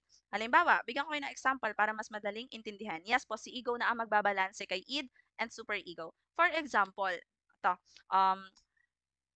hindi nagcha-chat ang jowa mo, ano, ayan, hindi nagcha-chat, maghapon na, maghapon kang hindi chinat, okay? So, galit ka na, pakiramdam mo, pinabayaan ka na, hindi ka na mahal. So, ang gusto mong gawin, awayin siya, pakipaghiwalay ka, i-chat mo siya ng mahaba, ano, long message, na ayoko na sa'yo, sinabihan mo ng masasakit na salita. Ganun ang gusto mong gawin. Okay? Sabi ni Id yun, sabi ni Id sa'yo, hiwalayan mo na, walang kwenta yan. Eh, maghapon na, hindi nagcha-chat. Eh, ano, niloloko ka na niyan. Okay? Yan si Id. Okay? Yan yung nagdidikta sa'yo. Yan yung nagbibigay sa'yo ng mga unrational thoughts. Ano yung parang hindi pinag-iisipang thoughts. Now, papasok si super ego. Sasabihin ni super ego, sabi ni super ego, ay, wag kang magaganon, wag mo siyang awayin. Wait for him na mag-online para marinig mo yung reason niya. That's wrong. It's not right to do that. O, di ba? Sabi niya, it's not right to do that. Naawayin mo na siya agad without knowing the reason. Bakit siya hindi nag-chat sa'yo? Okay? Now, anong ginawa ni ego? Anong ginawa mo sa reality? Okay? So, ang ginawa mo, chinat mo si jowa mo, in a calm way, very kalmado, very demure, very mindful. Chinat mo siya, sabi mo sa kanya, "Uy, bakit di ka nagpaparamdam sa akin maghapon, love?" Hala, love. Okay? So, nagtatampo ako, nagagalit ako, pero iintayin ko yung reason bakit hindi mo ako na-chat maghapon. So, malay mo walang signal. O, 'di ba? So, kung mapapansin niyo do'n, interrelated po silang tatlo. Ibig sabihin, si ego po ang magde-decide at magkokontrol sa its demands. Ano, parang magiging rationalize dapat yung iyong decision. 'Di ba? So, ang ginawa po ng ego mo, ng reality, ang ginawa mo sa reality, hindi ka nagpakagalit, hindi ka nagpadala sa emosyon mo, you think about rational reasons, okay? And yun yung ginawa mo. Gets nyo po? So, sa mga nagpadala sa id dyan, malamang single na kayo ngayon. At sa mga nakinig kay Super Ego at binalanse nyo ang inyong emosyon, for sure, nasa ano kayo ngayon? Um, long-term relationship. Diba? Ayan. So, wag laging susundin si id. Okay? So, si ego po ang magbabalance. Sabi nga dito, the job of the ego or self is to balance the aggressive pleasure-seeking drives of the id with the moral control of the super ego. Ngayon, kapag may ginawa kang mali, okay, sinunod mo yung gusto mo, ginawa mo pa rin yung mali, makakaramdam ka ng guilt, 'di ba? Magigilty ka. So, sino nagpaparamdam sa'yo do'n? Si super ego 'yan kasi nga siya yung morality natin, siya yung konsensya natin. So, once na may ginawa kang mali, that's, um, ayun, yun na ang paparamdam sa'yo ni super ego, the guilt. Okay, gets nyo na po. Gets nyo na? Again, si pulang anghel, si id, pleasure principle po yan. Ang puting anghel, si super ego, kaya nga super bait, okay? Super bait, and the reality is si ego. Maliwanag po ba yun mga chair, yung explanation natin? Maliwanag ba sa inyo? Kinakain si self ni id. Lagi kayo nagpapakain kay self. Ay, kay id. Ano? Ayan. So, wag laging si id ang pairalin. Alright, let's answer an item. Okay? Maliwanag na yan, ha? May sungay pala id ko. Okay, id, ego, and superego by Sigmund Freud pa rin to. Ang tawag natin sa kanila, tripartite theory of personality and psychoanalytic theory din ito. Nasa superego pala ako, cheater kasi asawa ko. Ay, sure, hindi na po superego ang tawag dyan, martyr na. Ayan, kapag ganon, ano, kailangan po, balance nyo pa din. Siguro sinasabi sa inyo ni id, ay, late ka na ma'am, napairal ko na. Ay, sorry, ngayon lang ako nagturo. Laging si id ang pinapairal nyo, wag ganon. Okay, balansehin nyo po. Alright. Sayang ano, hindi ko agad kayo naturuan. Maliwanag na po kung bakit lagi kami nag-aaway. Hala, tawan-tawa ako dun. Now I know. Very good. Now I know. Okay. Based on Freud's theory, which operates when a student strikes a classmate out of anger. Okay? A, ego. B, id and ego. C, super ego. D, id. Sagot. If you know the right and wrong, si ego po yan, ano, alam mo ang tama sa mali. Okay? Alam mo na ang tama, conscious ka sa kung ano ang mali at tama. Okay? Next. Alin po dito? O sinaktan mo, sinuntok mo ang kaklase mo sa gigil mo kasi panay ang kulbit o panay ang hingi ng papel. O hindi mo na inisip na baka wala siyang pambili ng papel kaya kanya laging hinihingan. Okay? So, nagdilim ang paningin. Ayan, sabi nga, 'di ba? Siguro na demonyo ang kamay ko, gumalaw. Ano? Ayun ang sabi. So, that's letter D. Id. Ayan, very good. Gets na gets nyo. Okay. Yan ang gusto ko. Ganyan dapat tayo sa March. Okay? Ganyan ang gusto ko. Pagdating ng March, talagang very confident. Id. Okay? Nakita mo, very impulsive ang thought. Okay? Walang rationalization. Walang masyadong rational thinking na naganap. Gora ka lang ng go-go ka lang ng go-go. Yes, gumalaw ang kamay mo na demonyo. Mm. Ayan po ay id. Next. Malinaw na po yun ha, malinaw na. Okay, next tayo. Ayan, thank you so much po na naiintindihan niyo ang sinasabi ko. Kasi relate na relate sa mga jowa, kaya madaling maintindihan. Now ko lang na master teacher. Hindi niyo na malilimutan yan. Kasi alam mo na kapag id, ikaw yan. Okay? Kapag super ego, si konsensya mo. 'Di ba? So, madalas daw nasa id sila. Dapat po kayo laging nasa ego. Reality dapat tayo dito. Next item. This process is characterized by how humans perceive and adapt to new information. It is the process of fitting new information into pre-existing cognitive schemas. Sagot mo na, parang pre-ano mo na to? Pre-test. Ano daw yung process that characterizes how human perceive and adapt new information or knowledge? It is the process of fitting new information into pre-existing cognitive schema. Okay. Sagot. Tingin ako. Is it assimilation? B. Accommodation? C. Equilibrium? Or D. Disequilibrium? I hope i-recommend nyo na rin ang ating page ha, itong TikTok profile natin sa mga kaibigan nyo, ayan, na manood ng ating live para sila din ay natututo, habang kung self-review sila, ganyan, diba?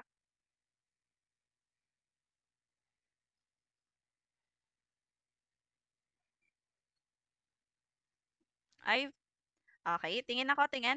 Okay, alright. Adapting new information at ipapasok mo siya dun sa alam mo na dati. That's letter A, assimilation.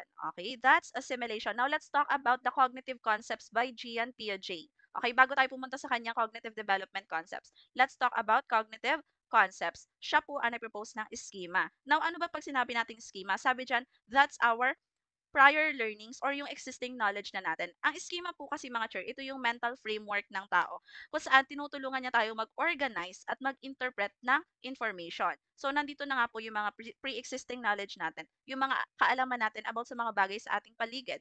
Okay? That's our prior learning or our existing knowledge. And that's how we organize our thoughts. Okay? That's schema. 7 p.m. to 9 p.m. po. If you want to have um, update lagi sa akin, mag-join kayo sa aking online review. 150 pesos lang. Kasama na tong live session na to, itong recorded live natin. Ang mga review materials, I got 92% sa Gen Ed, I got 88% sa Prof Ed. Ayan po, so kung gusto niyo po mag-avail sa akin at makakuha rin ng mataas na rating, pwedeng-pwede pa. Okay? Now, let's proceed. Let's get back to the schema. Ano example natin sa schema? For example, makinig na mabuti mga chair, no, para hindi kayo malito dito sa mga schema, assimilation, accommodation, equilibrium, and disequilibrium. Sabi dito, how to avail, message nyo lang po ako. Okay? Focus muna tayo dito. For example, si child, ang schema niya about a dog ay merong 4 na paa, may buntot, and mabalahibo. Okay? Yes po. Yes sa PowerPoint. Alright. Sabi diyan ha, ang schema daw ni child about a dog animal ay dapat may 4 na paa, may buntot, and mabalahibo. Okay? That's schema. Yan na yung kanyang existing knowledge about a dog. Okay? Now, let's go to assimilation.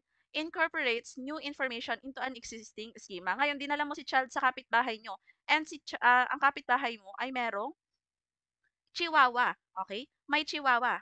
Alright, may Chihuahua. So, iba yung itsura nung, kasi ang aso niya kasi ay Aspin. Okay, ngayon nakakita siya ng Chihuahua. So, in-identify niya si Chihuahua as a dog din. So, ipinasok niya yung new information. Okay, so may mga lahi pala ang dogs. That's a Chihuahua and that's still a dog. So, ipinasok mo siya dun sa schema mo na ang dog ay may 4 na paa at may buntot. So, pasok pa rin siya sa iyong existing knowledge. That's assimilation. Again, para matandaan, pag sinabi nating assimilation, nagpapasok ka ng new information sa iyong existing schema. Nagpapasok ka ng bagong kaalaman sa alam mo na dati pa. Gets nyo po? Gets nyo mga chair, ang assimilation? Maliwanag na yon. Okay, now papasok naman si accommodation. Nagpunta kayo sa zoo. Nagpunta kayo ng tatay mo sa zoo, nito ni child. Okay? Nakakita ngayon sa zoo ng kangaroo.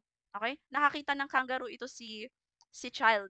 Tapos, iniisip niya, ay, ano din yan, ang aso din yan kasi may 4 din naman ang kanyang legs, 'di ba? And then may buntot din siya. That's a dog.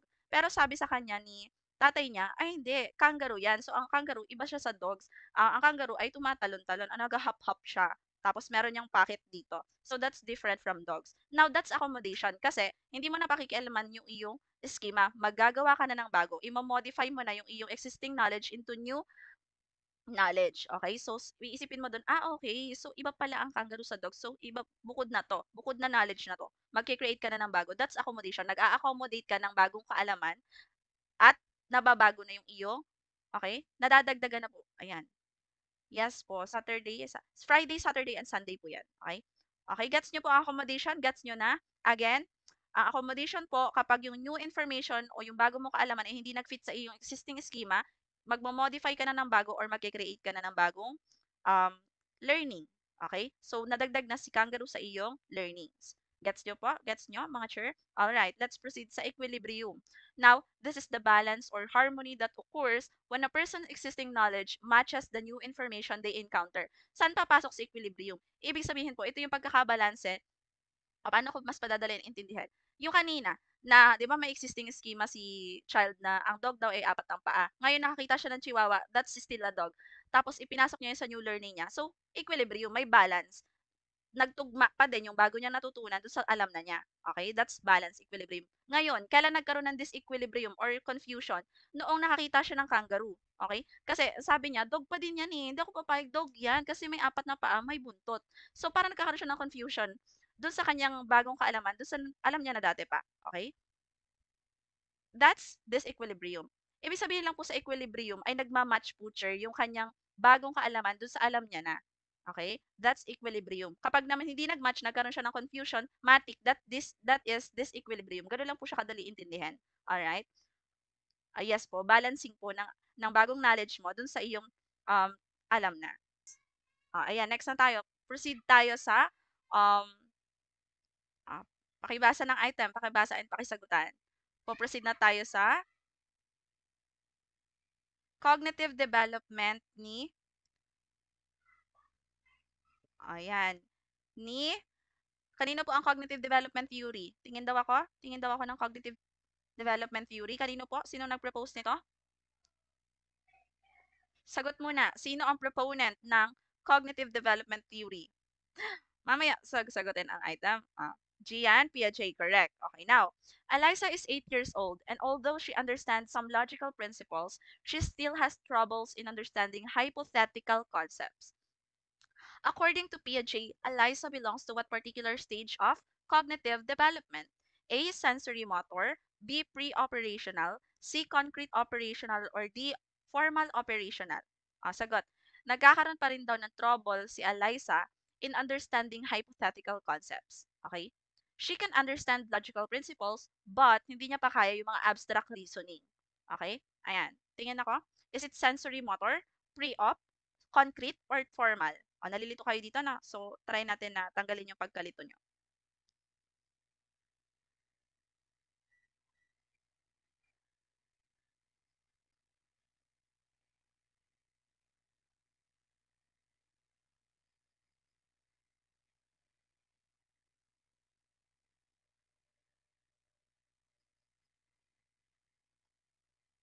Okay, tingin ako. Letter, letter,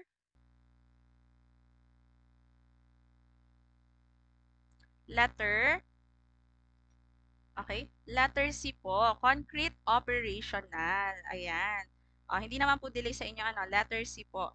Ayan. So, we have here Gian Piaget's cognitive development theory. We have the smart, ano daw dito ang mnemonics? Anong mnemonics natin dito? Smart people cook fish. Okay? Smart people cook fish. Para hindi ka malilito, alin ang pagkakasunod-sunod? Sensory motor, pre-operational, concrete operational, and formal operational. So, smart people cook fish. Ayan, pakisulat na yan. Pakisulat na ang mnemonics natin. Alright, ano daw bang meron kasi pagdating ng stage ng sensory motor? And sabi dyan, it uses senses. Okay? It's infant kasi ito from infant to 2 years old. Ibig sabihin po ay, ang ginagamit dito ni child ay senses, reflexes. So meron pa siyang anxiety kapag nakakita siya ng strangers. Ang gusto niya lang lagi ay yung kanyang primary caregiver. Ayan. Yes po, ginagamit. Then, dito na rin papasok si object permanence. Okay, kailan daw nangyayari yung... Okay, mag-focus muna tayo dun sa part na tinuturo ko. Okay, later tayo pumunta dun sa iba dito concepts para hindi kayo malito. Alright, mamaya yan. Okay, object permanence, after 6 months nagkakaroon na ng object permanence. Ano ba pag sinabi nating object permanence. Ibig sabihin, natututunan ng bata na yung bagay kapag pinakita sa kanya, halimbawa pinakitaan mo siya ng laruan, then tinanggal mo sa harapan niya, um, alam niya pa rin na nag-i-exist yung laruan na yun kahit hindi niya nakikita. That's object permanence. Alright? Ibig sabihin, ng mga super bata pa, like ilang months pa lang pag nagpakita ka sa kanya tapos umalis ka, para sa kanya, hindi ka na nag-i-exist. Pero once na may object permanence na siya, kahit umalis ka sa harapan niya, alam niya na nag-i-exist ka. Gets niyo po yung object permanence natin mga chur? Na-gets niyo po? Ibig sabihin, nagiging permanente ka na sa kanyang isip. Okay? Alright, next. Pagkatapos ng sensory motor, ayan, sabi nga coordination of senses with motor responses, ayan. Yes, may object permanence na. Sensory motor, ano pong ano natin dyan, mahalagang concept, object permanence. Now, let's go to the pre-operational. 2 to 7 years old daw. Papasok na sa symbolic function. Ano ibig sabihin natin kapag sinabi natin symbolic function? Halimbawa, si bata naglalaro ng box. Yung box na yun, pinapalipad niya, para sa kanya, eroplano yun, o kaya naman, maya-maya, magiging bahay na yun. Okay? So, that's symbolic function. Ibig sabihin, yung isang bagay, kaya niya mag-imagine na meron siyang iba't ibang symbolisms. Ano, ibig sabihin nagre-represent to ng iba't ibang bagay para sa kanya kapag nilalaro niya. That's symbolic function. Okay? Pre-operational po yan. Egocentrism, sinabi ko na kanina, di ba? Para nagiging egocentric mag-isip ang bata. Ibig sabihin, hindi pa siya tumatanggap ng perspective ng iba. Okay? Hindi pa siya tumatanggap ng perspective ng iba. Halimbawa ay, bumili siya ng toy, okay? Bumili siya ng car toy kasi paborito niya yon. Pero, ireregalo niya yun sa nanay niya, okay? So, yung toy na yon para sa kanya is gusto din ng nanay niya kasi gusto niya yon. So, dapat gusto din ng nanay niya yon, okay? That's egocentric. Ibig sabihin, hindi siya naniniwala sa sabihin ng iba. Ang sinusunod niya ay sarili niya. That's, parang, hindi naman siya self-centered, in a way. Ano, ibig sabihin, yun lang talaga yung naaabot pa ng isip ng bata. Okay? That's pinakamahalaga lang is yung own perspective niya. Hindi pa siya tumatanggap ng perspective ng iba. That's egocentrism. Alright? Now, yung centration naman, ano ibig sabihin pag centration? Ibig sabihin, halimbawa, pinakitaan mo yung bata ng picture. Okay, yes, yung suklay ginagawang lagari. Ayan.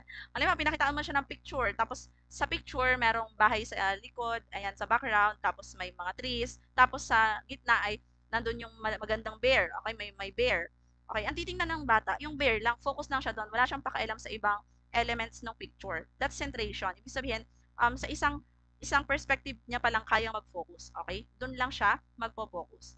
Alright? Exclude yung other aspects. That's centration. Ibig sabihin, nagse-centralize lang yung kanyang focus sa isang perspective. Gets niyo po? Ayan. O, kung kasama ng kamay dito ha, para talagang gets na gets niyo. Ayan. Now, irreversibility. O, ibig sabihin yan ay, halimbawa ay, alam niya na kung ano ang sagot ng 2 plus 3. Okay? 2 plus 3 equals 5. Tama ba ako? Kasi English major ako, baka mali ako, bobo ako sa math. 2 plus, madali lang ang example natin dito. Ano? Hindi na tayo gagamit ng 64 divided by Chuchones. Ayan.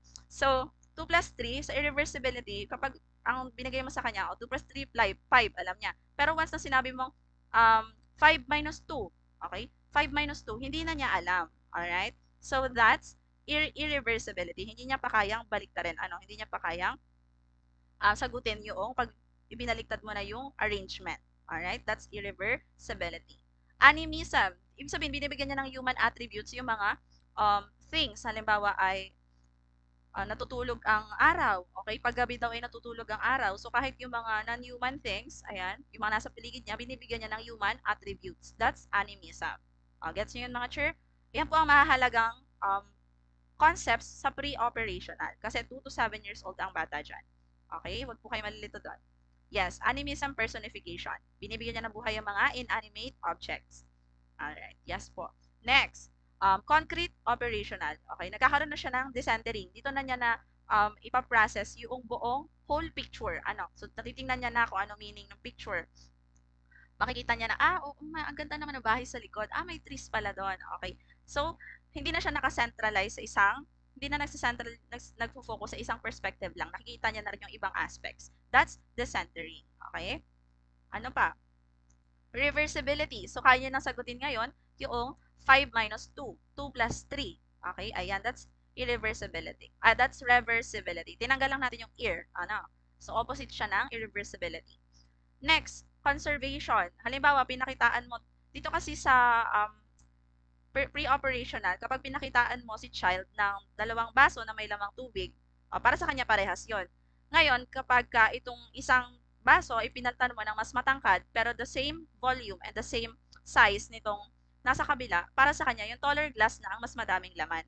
Kasi nga po, hindi niya pa kayang mag-conserve. Ano, ibig sabihin po, ayan, hindi niya naiintindihan yung konsepto ng conservation. Pero pagdating sa concrete operational, alam na niya. Alam na niya na ay same volume and same ano naman yan, content. Ano, same po ang laman niyang baso na yan kahit magkaiba sila ng itsura. Alright? That's conservation. Seriation, kaya niya nang mag-arrange. Okay? Yun po ang, despite looking difference. Yes po. Okay? Gets niyo po yun. Gets niyo po ang conservation. Ang madalas pong tinatanong sa item dyan ay yung about nga sa glass. Okay? Pinakitaan mo siya ng magkaibang size ng magkaibang itsura ng glass pero it's the same volume, same size. And then sasabihin ni bata ay parehas lang yan. Okay? So that's the concept of conservation. Alright? Ayan. Seriation, yan na po ang pagsisequence mo ng pag-arrange. Okay? Ayan. Gets nyo po yun? Next, ang last po natin ay si formal operational. 11 years old and older na. Kaya niya na mag-abstract reasoning, logical reasoning, hypotheticals, yung mga what-if questions, kaya niya na yan. Ibig sabihin, it's not just concrete ideas.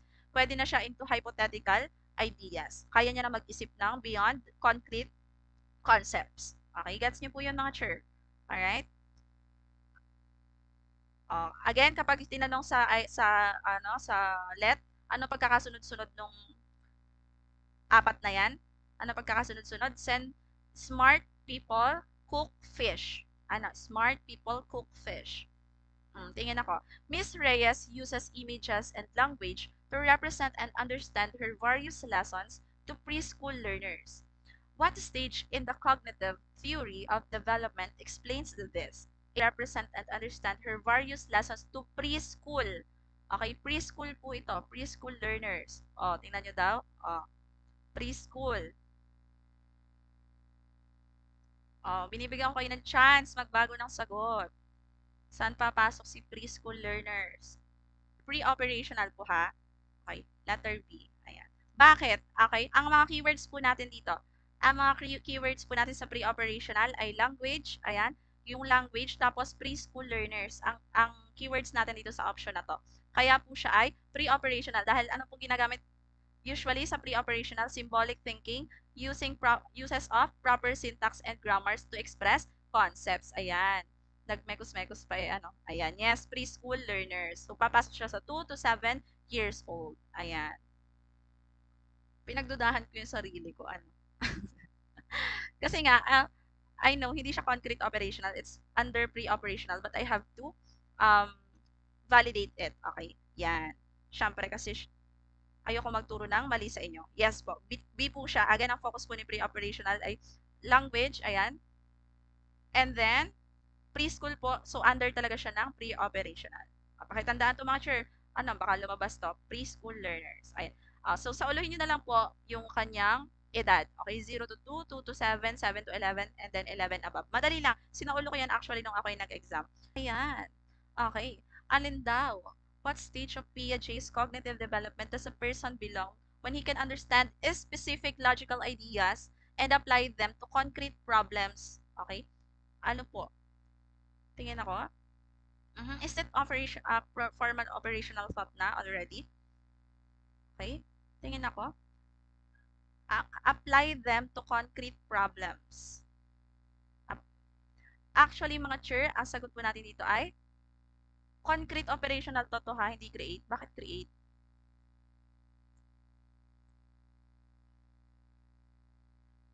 Ayan, concrete po yan. Bakit mga chair? Bakit concrete? Ayan. Oy, nagbago sila ng sagot. Sabi ko, ay, create pala yun. Kaya, ang sinagot namin ay letter D. Ayan. So, ang sagot niyo talaga ay letter C, concrete. Letter C. Tingin nga ako. EDC, bakit daw concrete operational? Specific logical ideas pa lang po. Napansin nyo ba kanina sa isang tanong? Ayan, sabi dito, ano sagot natin dito mga chair? Pwede nyo itong gamitin as context clue. May hint na dito. Si Eliza daw, kaya niya nang umintindi ng logical principles, pero meron pa rin siyang trouble sa pag-understand ng hypothetical concepts. Now, sabi dito sa isang item, a person can understand specific logical ideas and apply them to concrete problems, nandun na po, okay? Andyan na yung concrete problems and specific logical principles pa lang. Wala pa siya dun sa part na nakapag-develop na siya ng hypothetical thinking, logical reasoning, abstract reasoning. Ano, wala pa dun. So, specific logical ideas pa lang yung naiintindihan niya na ina-apply niya sa mga concrete problems. Kaya po, concrete operational thought pa rin. Okay? Yes po, he can understand. Tama naman po talaga, diba? Sa last question natin na to, she can understand na logical principles. Ayun, she understands some logical principles na. Okay? Still, that's concrete operational po. Okay? Gets nyo? Gets nyo mga chair? And nandito na po ang laki-laki. Ina-apply niya saan? Concrete problems. Ayan. So, minsan, sinusubo na sa inyo yung sagot, ay, iba pa rin, lumalayo pa din kayo. Ano, dapat talaga intindihin nyo, comprehend. Comprehend. Alam niyo ang ginawa niyong keyword dito kung bakit kayo nagkamali. Nag-focus lang kayo sa logical ideas. So, napansin niyo na, ay, logical. Okay, logic thinking to. Formal operational thought na to. Pero ang sabi dito, ina-apply mo siya sa concrete problems pa lang. Okay? Alright? Ayan. So, ibig sabihin po nun, nasa concrete operational thought ka pa lang, okay? Wala ka pa sa hypothetical thinking and abstract reasoning. Ayan, sa mga abstract reasoning natin dyan. Okay na po yun? Gets nyo na po mga chur? Next tayo. Eto na. Eto na ang gusto nyo. Yung kay Erik Erikson, psychosocial theory. Okay? Psychosocial development theory.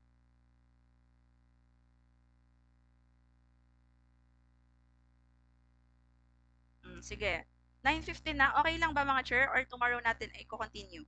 Diretso po ba tayo? Tingin daw, extend or extend ba or tomorrow na to? Itong kay Erik Erikson kasi it's already 9. Survey tayo, mag-extend pa tayo tomorrow na to. Tomorrow na, no? Kasi it's already 9. Extend daw. Hindi kayo nananawa. Hanggang 9:30 na lang. Sige, hanggang 9:30 tayo. Alright. Oo. Para hindi maubos. Bitin daw. Ay, bitin. Ibig sabihin, gusto nyo ba? Okay, sige, sagutan natin to. James noted that when the preschoolers eagerly begin many new activities but are vulnerable to criticism and feelings of failure, they are experiencing what particular crisis? Okay? When the preschoolers to ha, eagerly begin many new activities but are vulnerable to criticism and feelings of failure, they are experiencing what particular crisis? Ito yung may Erik Erikson pa. Meron pa tayo Lev Vygotsky, yung sociocultural theory. Meron pa tayo nung kay Yuri Bronfenbrenner. Okay, meron pa tayo nung different important place in the of children. Ayan. So, yun pa ang mga naiiwan nating concepts na dapat maituturo ka ngayon. Pero, mukhang kukulangin tayo sa oras. Okay? Psychosocial development theory. Sabi dito, nagbibigay na siya ng new activities pero vulnerable siya sa criticism at yung feeling of failure. So, ano po dito kaya? Letter C ba? Letter B ba? A. Identity versus role confusion. B. Initiative versus guilt. C. Basic trust versus mistrust. Or D. Efficacy versus helplessness. Okay. Now, mali na agad si efficacy at helplessness. Letter D. Bakit mali? Okay. Kasi ang hinahanap dyan ay yung 8 stages of development ni Erik Erikson and wala po dong efficacy versus helplessness. Alright? So, we have identity versus role confusion. Sa adolescence yan papasok, okay? Puberty, stage. Sira po ba ang audio ko? Naririnig niyo ba ako mga chair? Okay? Mali na rin po kasi sa adolescence papasok sa identity versus role confusion. Basic trust versus mistrust, that's the first stage. So, infancy po yan. Sa infancy po yan. Yes po, meron akong math major. So, ang sagot po natin dito ay letter B. Okay? Initiative versus guilt. Now, let's talk about Erik Erikson's psychosocial theory of development. Alright, let's talk about this. And paano nyo siya madaling matatandaan? Paano? Okay? Ayan. Again po, anong sagot dyan? Many new activities daw. Kasi daw, si preschooler daw, gusto niya nang mag-try ng iba't ibang activities. Pero, prone pa siya sa criticism or yung feeling of failure. Ibig sabihin, can I do this thing? Or, should I feel guilt for trying? Ayun, parang, pwede ko bang gawin tong bagay na to o dapat mag-guilty ako kung itatry ko siyang gawin? Yan po ang ibig sabihin ng initiative versus guilt. Ayan. So, let's talk about the psychosocial theory of development and paano siya madaling tandaan. Kasi po mga chair, ang sabi ni Eric Erikson, sa highlight daw ng every stages ng life natin, we face yung tinatawag nating psychosocial crisis. Ano? Crisis po ang tawag doon. Ibig sabihin, kapag na-resolve mo yung crisis na to, ito mga trust versus mistrust na to, ayan, yung lahat ng yan, yung 8 stages na yan, ikaw ay magkakaroon ng path to growth and development. Okay? Ngayon, kapag naman nag-failed ka sa mga psychosocial crisis na to, mahihirapan ka sa iyong buhay. Ano, mahihirapan ka. You'll have many failures in life, challenges. Ayan. O, di ba sabi ko sa inyo mga chair, let's continue this tomorrow. Baka kasi na-overwhelm na kayo, nabobombard na kayo ng information. Okay? Again, Friday, Saturday, and Sunday po tayo. Alright? I think, mag-umpisa ulit tayo dito sa Eric Erickson's Psychosocial Theory tomorrow. Alright? Let's have tomorrow. Ngayon, board exam, kwentuhan tayo, study tips and review tips bago ako mag-end ng live.